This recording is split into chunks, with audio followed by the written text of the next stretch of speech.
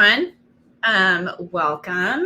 So today we're going to be talking about career transitions. And I know a lot of people in the All Tech is Human community find us because they're looking to build a network so they can transition to a role in responsible tech or social impact.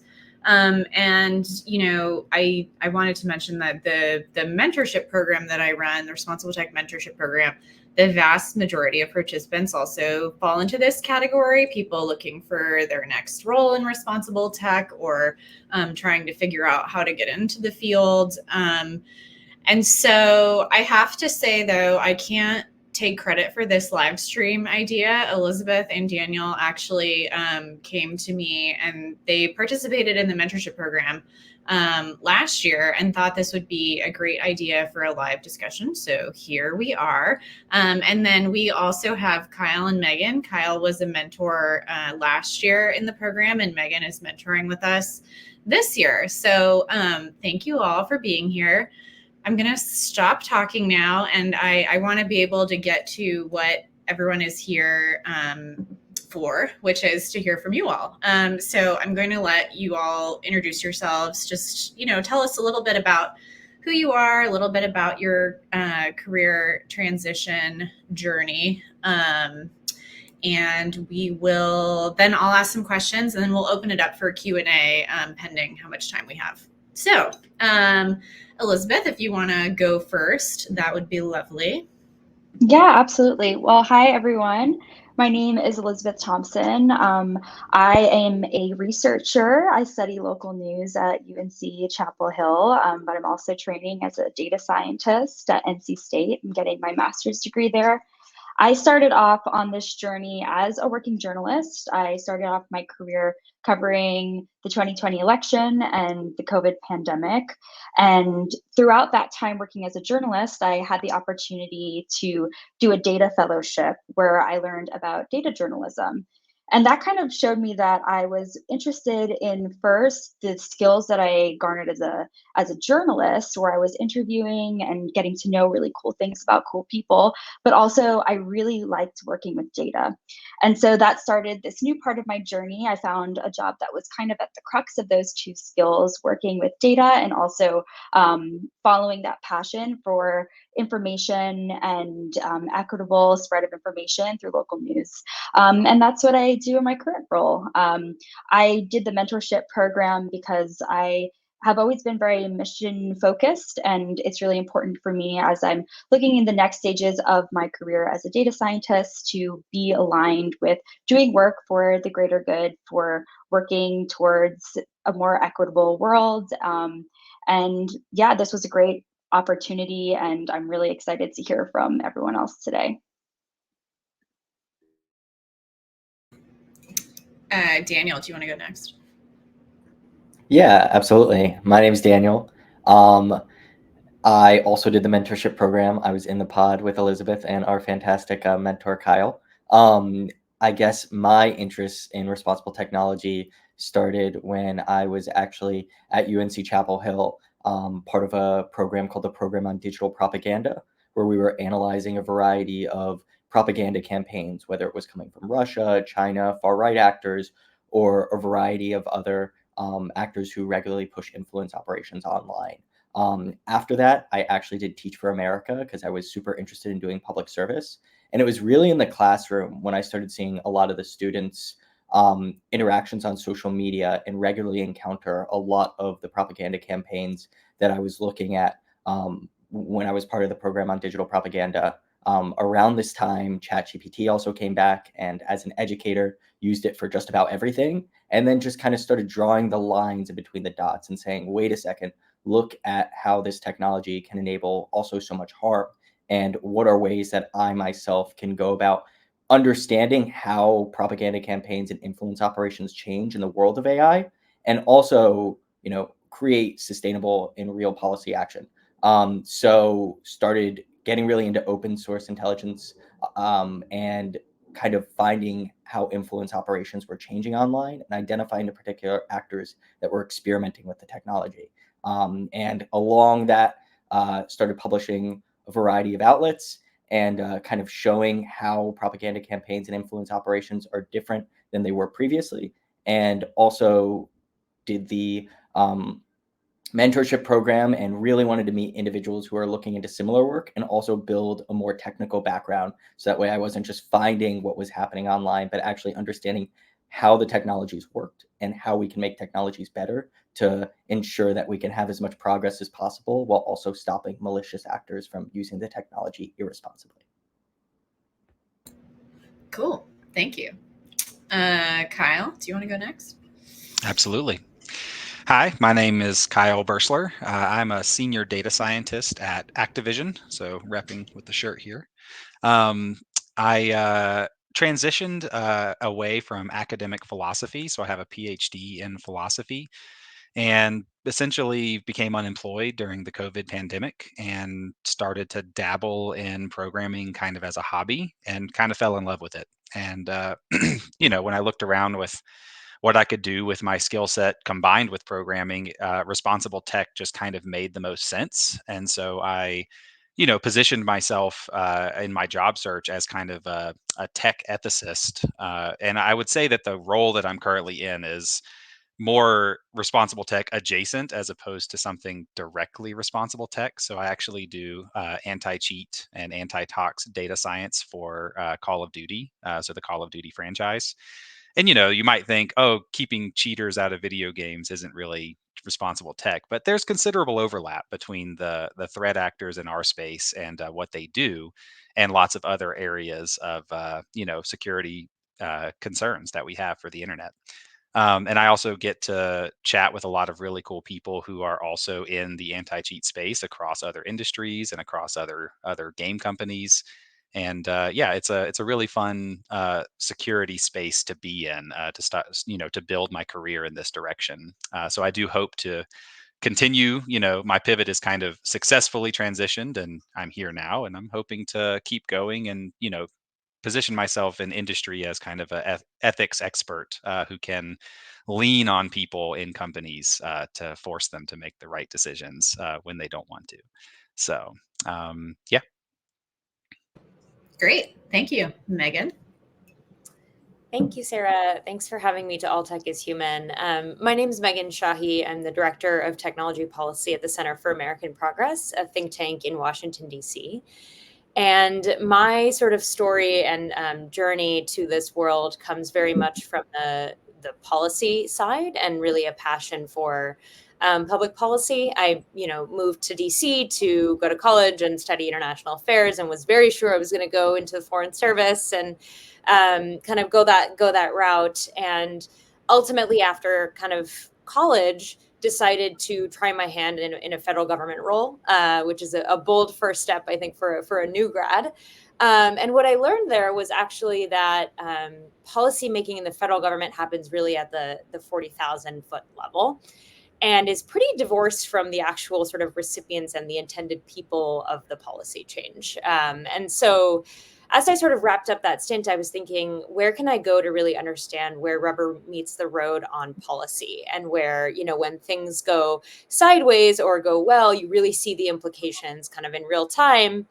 And tech was a great place to do that. And I grew up in the Bay Area, and it was sort of the backdrop of a lot of kind of how I grew up and where a lot of people I know went. And so I'd always been intrigued by it. And so made the pivot in 2017 to an operational role at Facebook, and did crisis management, which gave me exactly that, which was a very, very real time understanding of the sort of rawness of what happens when policy, protocol, process, product, et cetera, sort of fall short or don't meet the moment or aren't sort of shored up for whatever risk or threat is happening, whether it's user generated or a real world event that happens and touches the platforms. And so you can think of the Christchurch shooting and the Parkland school shooting and the suicide of Molly Russell in the UK, and all the different sort of events that have happened major events around the world that have directly implicated the platforms in some way. And so my team was responsible for the sort of first 24 hours internal coordination across engineering and data science and comms and leadership and sort of everybody in those moments. And so quickly learned what it's like for end users when things go, don't meet the moment. And so after that, I decided I wanted to kind of move up the policy chain, if you will, and be less reactive and move more into the kind of proactive space as far as preventing these kinds of risks from being vulnerabilities in the first place on the platform. So pivoted to Instagram's product policy team, where I was, advising on hashtags and the development of Reels, which of course many of us use and love now, and on search and things like that. But the lesson there was really around how to speak to counterparts that had very, very different interests than kind of the function that I came from. And that ended up being a skill that has really carried me through the rest of my career, because when I walk in the door with a data scientist, we pretty much don't really have a lot in common as far as like our goals and the kind of stuff we work on. And yes, we care about the products in the same way, but the way we want to get there is pretty different. So learning how to talk to all of those different functions and sort of like rally the troops in a single direction and know where the compass is pointed on integrity issues and on sort of risk mitigation for products. Moved to Twitter, where I did similar work. And then ultimately, my badge of honor is that Elon Musk laid me off on the first day he took over the company, which actually was a sign for me to take sort of the multi-year experience I had in tech and turn that into a sort of a set of impact and value that I could drive back in DC in the policymaking space. And so everybody was sort of interviewing around at other tech companies. And I actually took a step back and I said, like, what if I went to a think tank, or what if I went to like government again? And a lot of people called me crazy. And I sort of decided that that was the approach I wanted to take, because in DC, I felt like there was a lack of really like up-leveled nuanced conversation with proverbial Silicon Valley. And so what I'm trying to do in my current role is bridge those two and ensure that, we're all speaking the same language when we ask Meta how they're doing something, or when we persuade Google to do something better. And so that's a quick primer on me. Thank you again. Thank you. I bet you could write a whole book about doing crisis response at Facebook. Too many books, a volume of books. Right. Okay, so I'm going to get into the questions that I have preset, but I will say if anybody has anything that they want to add or ask, go ahead and put it in the comments, and I'll see it on my end, and maybe we can work it in, and then we'll have some time for Q&A at the end. So the first question is, what was something important you did early on in your transition to responsible tech that you'd suggest to others who are in a similar position? So, just any tips around that, or important moves you made, etc. Yeah, one of the things that I really think is important, especially as you're trying to make this transition or just like get involved in any particular industry, is finding your particular niche, and really hoping that niche is the one that also takes off. I mean, we hear the word AI all the time now, and it's becoming more and more integral in just about every industry and talked about almost exclusively in the responsible technology world all the time. But figuring out how you can take something that is like being constantly talking about and relate it back to your expertise is something that I cannot like encourage enough. So like, what do you exclusively know a ton about? How does it relate to that subject area? So that way you can really capitalize on that subject that is trending and lean in on your expertise. So that way people want to learn more about how you see the particular issue, and it gives you a real opportunity to gear your knowledge as related to that. Yeah, I think for me, it was a little bit different going into, I'm obviously in a very different field than Daniel, but obviously what he's saying is so true for finding your niche. So when I was kind of deciding I wanted to do a pivot, I knew that my experience working as a professional journalist put me in a good place for journalism related kinds of jobs. But I was really interested in growing my technical expertise. So I used my journalism experience, which was kind of my niche, in order to find a role at the kind of the intersection of those things, of learning more technical skills in a research role where also I work at a public university, so I'm also able to take classes for free.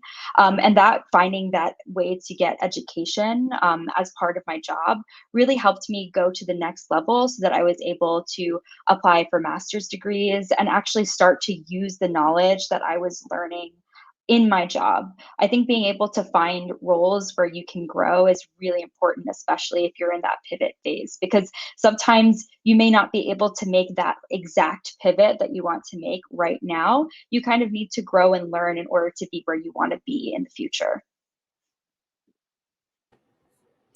I'll just add, I'm here to say you don't need to have a technical background to do tech work. I am a walking example of this. I studied Arabic for 4 years of college. And so it's very, very possible if you are, curious about it or not sure about it, you are a candidate for doing this work. I really think it's a matter of getting experience that allows you to really understand how an organization works, how different, like I kind of touched on this in the beginning, but how different functions work, and how you can build consensus among people who may not have shared goals or motivations. I truly think that is like tech bread and butter. And how I was, I think, partially successful, at least in the companies, was by being able to do that and get better at doing that and learning how to do that in an improved and more efficient way. As far as projects and upskilling endeavors, I think, as much as in your current role or your current career trajectory where you are, you can navigate yourself to opportunities that are more aligned with the kind of work you want to do. Absolutely. But I also think in today's day and age, there is a lot of sort of free education out there that, you should absolutely kind of dive into. I think, All Tech is Human is a fantastic resource of just links that you can find to dive into and to learn more and read more. And as you sort of start to build up that basis of understanding for yourself, you can start to connect dots for your existing body of work and the stuff you are expert at and how it kind of may be able to extrapolate to the kind of stuff you do want to do.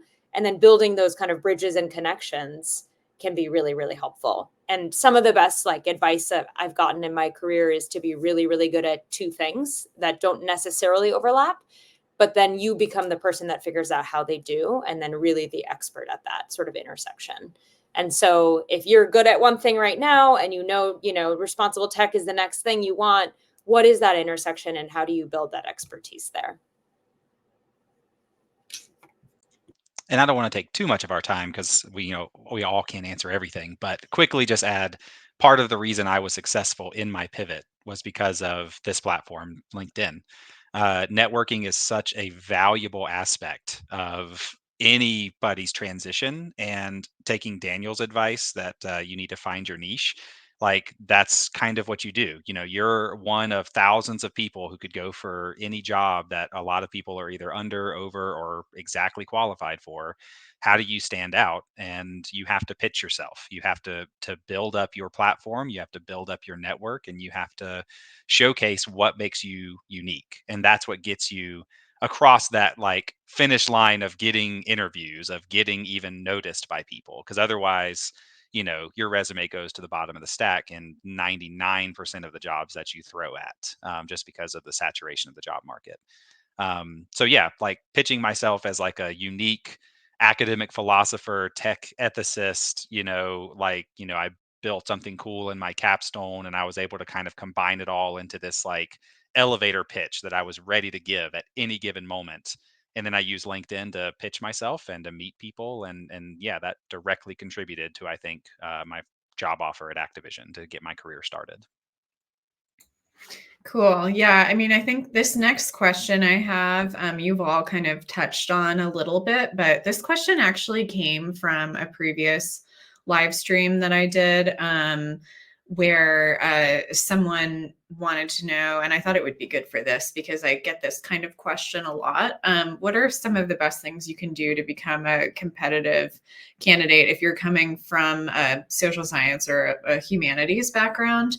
And in particular, like if you have anything to say about like projects or anything you would suggest to become more experienced or competitive. And so we've talked about how, you don't necessarily need a technical background to do this work. But, so if there's anything else you can say around that, that'd be great.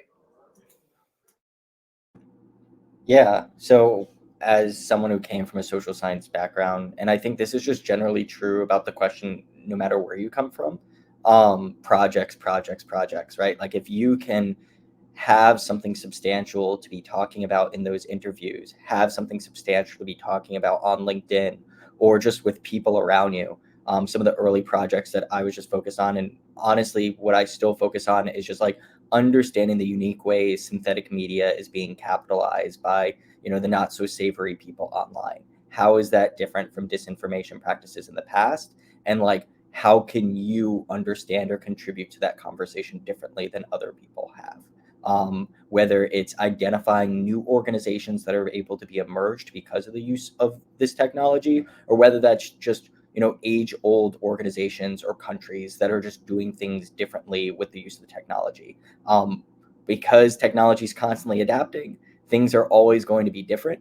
And if you're able to capitalize on why things are different rather than they're the same as they are before, and it's uniquely because of the technology being used in that way, and then write about it, that's probably the best way you can capitalize on your social science background. You're going to be in a really, really good place to have a ton of really awesome things to talk about in interviews with people and have a reason to reach out in the first place to people on LinkedIn. Because if you can just, when you message them, explain the somewhat interesting thing that you want to talk about, you can reach people that you thought probably wouldn't return a message, simply because they want to learn what you're talking about rather than just like talking to them generally about how they can hire you.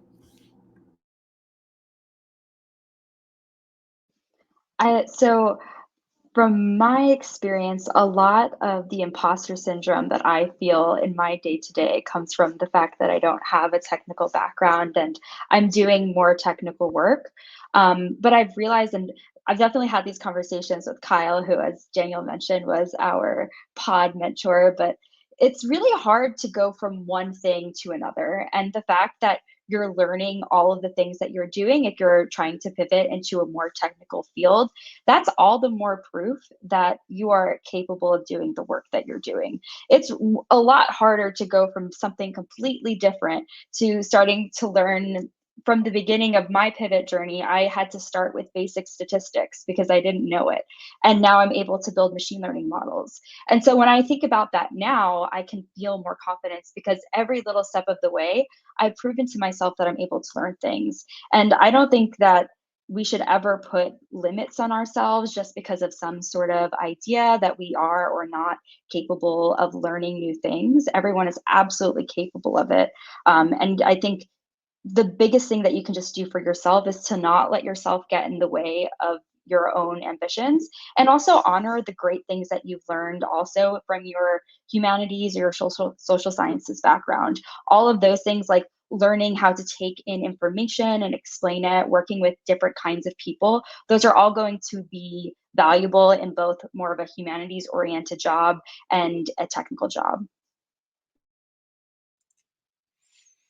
Yeah, I think both what Daniel and Elizabeth said are absolutely spot on. But I want to also kind of tailor my answer here to a specific question I just saw in the comments, which is said, there's at least three philosophers between myself and those in the audience, and they're asking for advice on how to make our skill set understandable to non-academic hiring managers. And what I'll say is, and this is kind of what I was going to say anyway, is if you're coming from a humanities or a social science background and you've done any sort of research in those fields, you have a superpower that almost no one else has.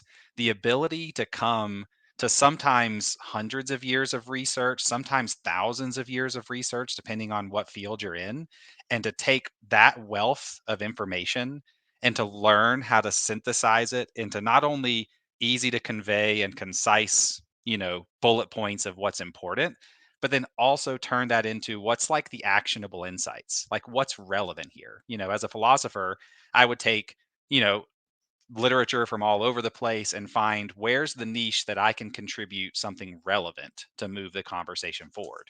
And doing that is something that, like, most people don't actually have a lot of skill doing in other fields. So if you come from a very technical field, you don't necessarily have that kind of skill set.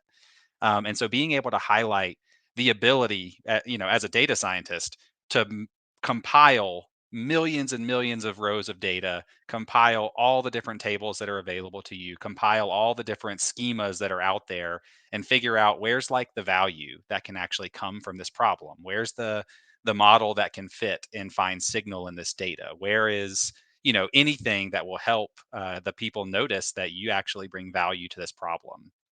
It's something that has proven time and time again to be what kind of sets me apart as a data scientist. I mean, I will be the first to tell anybody I will get out programmed in a heartbeat by people who come from a more traditional background into data science. They just have more experience than me doing it. They've been doing it longer. Their habits are better. And, I'm good, I'm competent.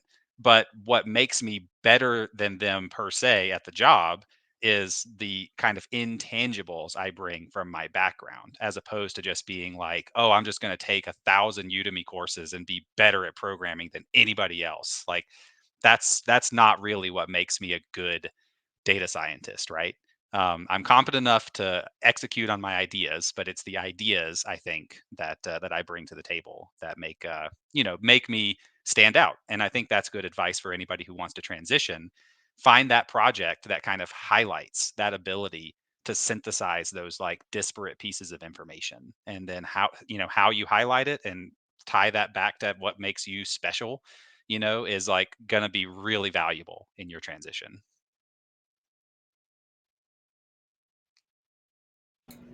Yeah, that's great. Thank you. That's really good advice. I'm definitely gonna quote gonna quote all of you in my follow-up blog.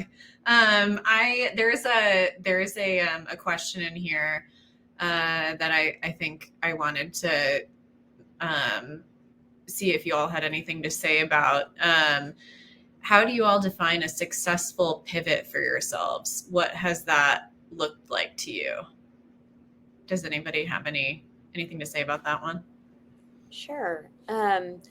For me, it's one where I don't know all the answers on the first day, or maybe the first month, or more than the first month, but that it is where I feel myself growing and learning in the space that I specifically want to be. And I think this can look and feel really, really different depending on the person and the phase of life. It could be even taking a career break and then coming back to a career, or jumping from one trajectory to another, or being really early in your career and then going to grad school. Like, this pivot, I think, concept can look and feel extremely different, but it is where I think your brain and your sort of trajectory are growing in that way that is really pushing you outside of everything that you know and understand and are really comfortable doing, but that you're able to flex those transferable skills that we've talked quite a bit about, to do that learning and growing in the direction that sort of the institution or the company you're at needs you to do the job well, and that also you need and want to do in order to move in the direction that you intend to. Megan, I loved everything that you just said. And I think that's something that I have thought a lot about in terms of pivoting. Is it's not just pivoting to a new job. I think when I decided that I wanted to leave my journalism career, there were a lot of things that I thought, my lifestyle doesn't look the way that I want it to look in this career. And the way that I kind of thought of what should I do next, and what do I want going into this next phase of my career, has less to do with the job title and more to do with what my day-to-day looks like. Am I constantly learning new things? Do I also have work-life balance? And that's kind of where I found kind of that happy medium also with my passions. But I think a lot of times in like the career pivot space, a lot of the obsession that I've also felt on my own is so much with the job title. Like I need to pivot so I can do this job title, so I can be a data scientist in my experience. But if you're doing data science work and you're doing something that you love, then you're kind of already there. And you might be making yourself unhappy by saying, oh, well, I don't have this exact title, so I haven't made it yet.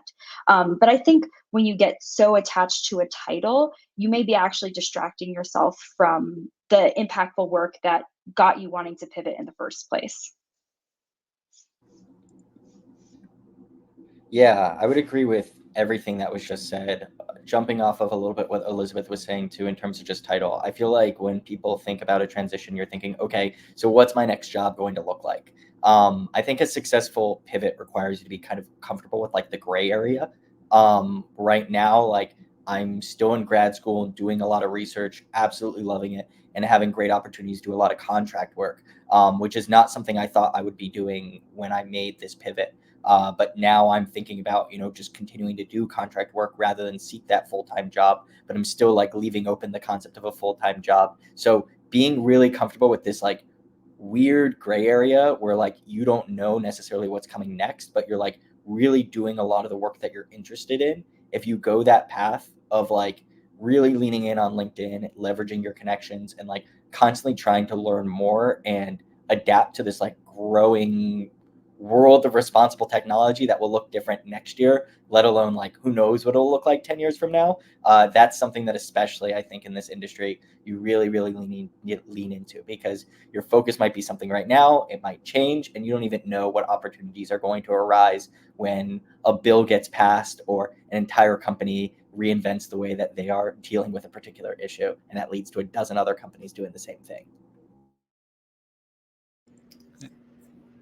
I'll just quickly add, for me, it was because I thought about applying to be a mentee in the mentorship program, and then All Tech is Human reached out to ask me to be a mentor, and I said, "Oh, I guess I made it."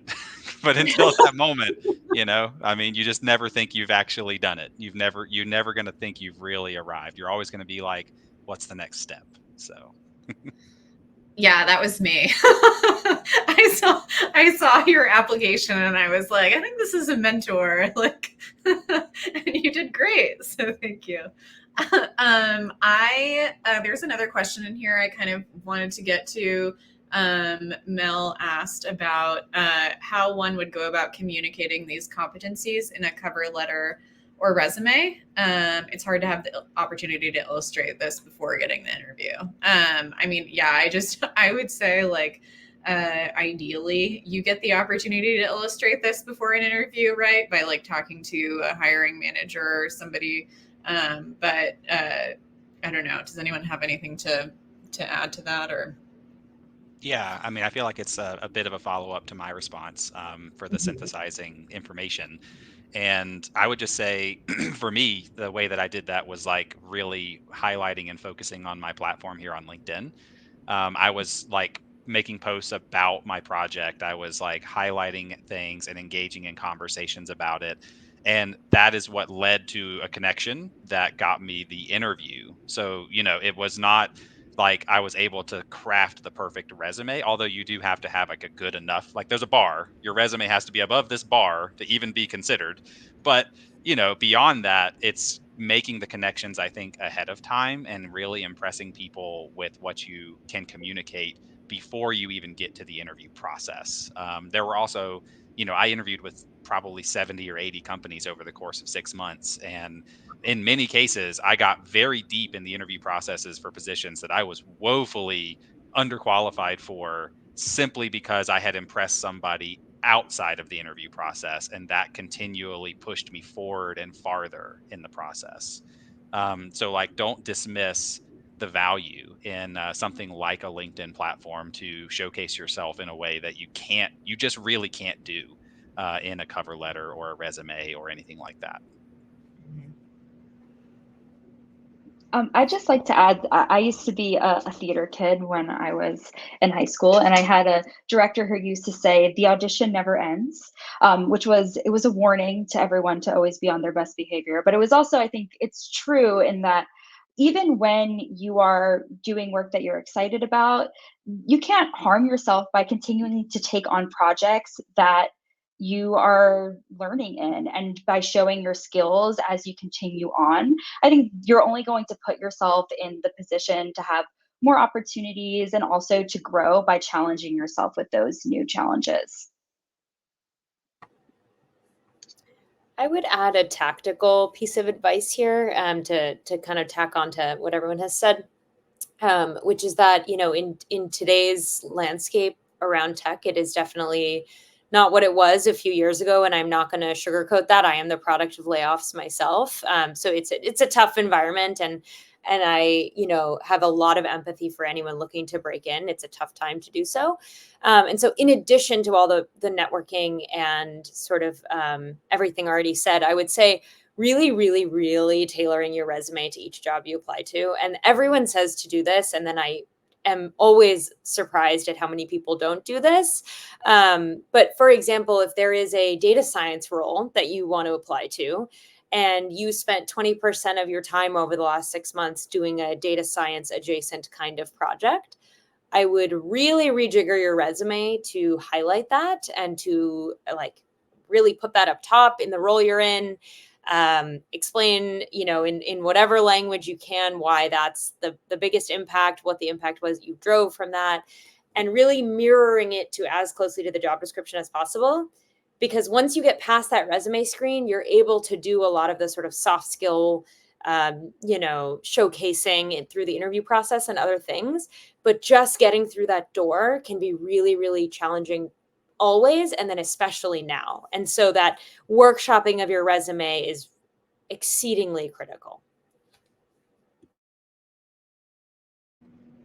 Thank you. Okay, there's a question in here about grad school. Does anyone want to take this one? Where you can learn more, what graduate programs, sorry, I'm like butchering this. But the question is, how would you go about finding an MS, legal, PhD education where you can learn more about responsible technology, ethics, and technical skills in an academic setting?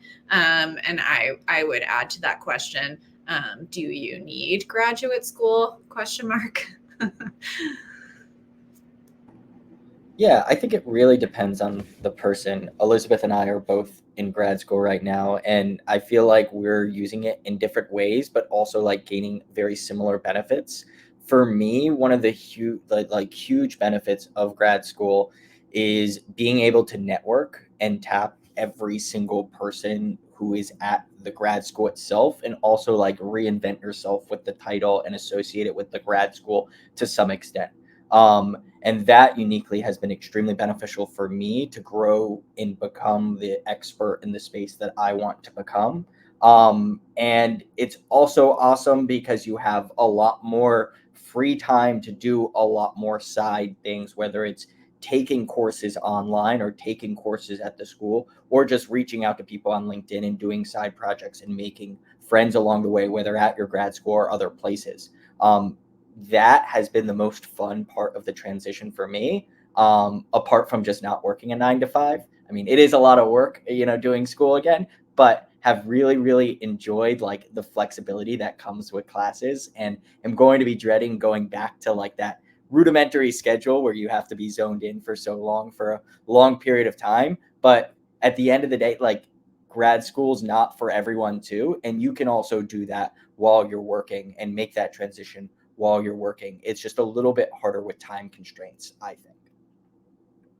Yeah, I think that um, the question that you should ask yourself when you're thinking about doing a master's program or some other kind of education to get where you want to be is what you're going to get out of the program. And I think Megan had mentioned, like, there are a lot of resources online for free if you want to learn some technical skills, or maybe some other, if you want to learn more about like the ethical side of things.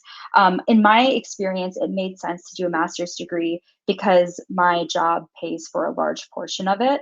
And I understand that for a lot of people, a master's degree is just not kind of in the picture because it's too expensive.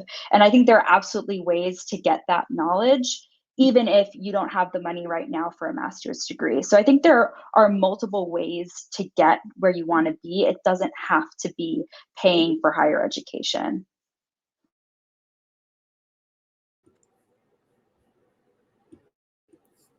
I'll go. Okay. Thank you, Kyle. Just like on the technical thing, I'm also here to say you don't need a master's to get into this field and to stay in this field. I did a round of applying and subsequent deferring for a number of years, unsure if I wanted to go to an MPP kind of program, and ultimately, made the personal choice to forego that path. And it was ultimately because I decided that the sort of opportunity and financial cost of doing that was not worth the 2 years that I was going to spend continuing to build my career, which I think is another really important trade-off, building on what Elizabeth said. What are you going to get out of it? But then also, what are you missing out on by doing it? And so, I probably won't at this point, and that's fine. But I also think if I had gone, I would have had a really fantastic network, and I may or may not be in the kind of trajectory that I'm in now. Who's to say? So there's no right way or wrong way of doing it. It really just depends on the kinds of opportunities you get and the kinds of opportunities you want. I also really love learning, and so there are times I'm like, damn, it would be really nice to just chill for 2 years and learn. But all good.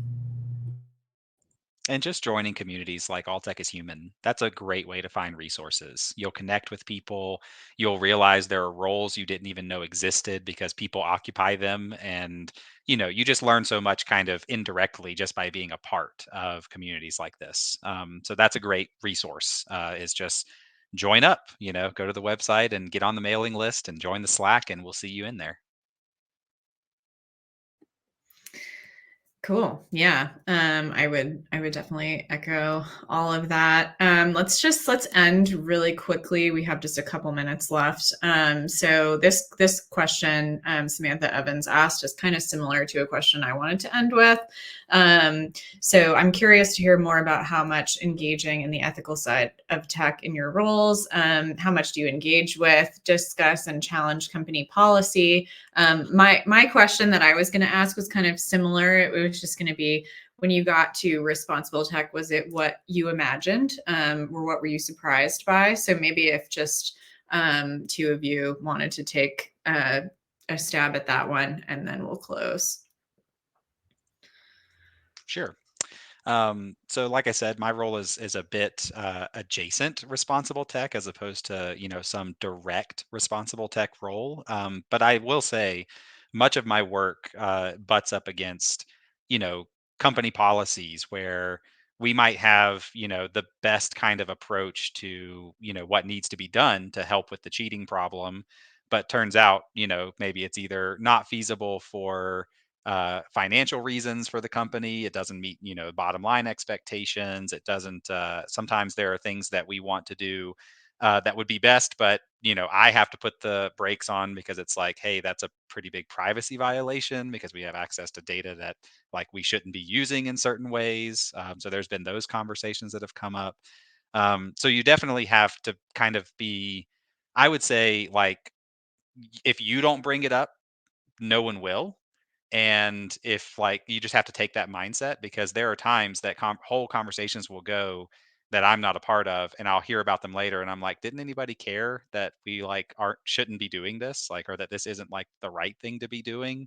And so you kind of have to adopt that mindset, and I would say that was surprising to me. I always just kind of felt like, it was only at the highest levels of companies where people lost their souls, but maybe that's not true. Maybe it's also infected throughout other areas of companies also.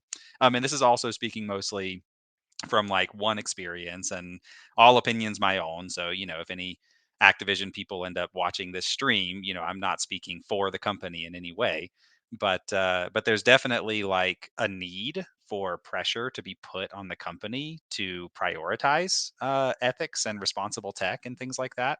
We do what's necessary from a legal standpoint, but obviously that's like the lowest bar you should meet as a company. And there are definitely higher bars that you can aspire to, especially as far as education goes. Like we could have programs in the company that are educating people on what issues are relevant that, to their specific roles that they should be on the lookout for in order to try to make things more ethical, more responsible, and make sure we're not crossing any lines.